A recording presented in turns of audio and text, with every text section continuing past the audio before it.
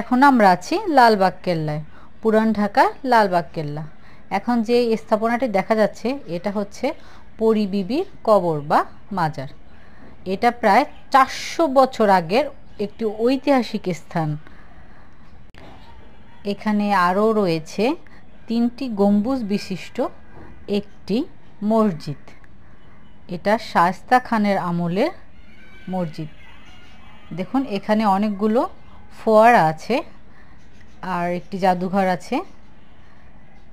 লালবাগ কেল্লা বলতে মূলত আমরা পরী বিবি কবরস্থানটিকেই বোঝানো হয়। এখানে ফোয়ারার মধ্যে আমার বাচ্চারা দৌড়াদৌড়ি করতেছে। আর যেটি দেখা যাচ্ছে সেটা হচ্ছে জাদুঘর বা হাম্মামখানা। এখানে মুঘল আমলের অনেক কিছু সংরক্ষিত আছে। এখানে ভিতরে প্রবেশ করা যায়। আমি ভিতরে প্রবেশ করে ভিডিও করেছি। নেক্সট পার্টে অবশ্যই এটি দেখাবো।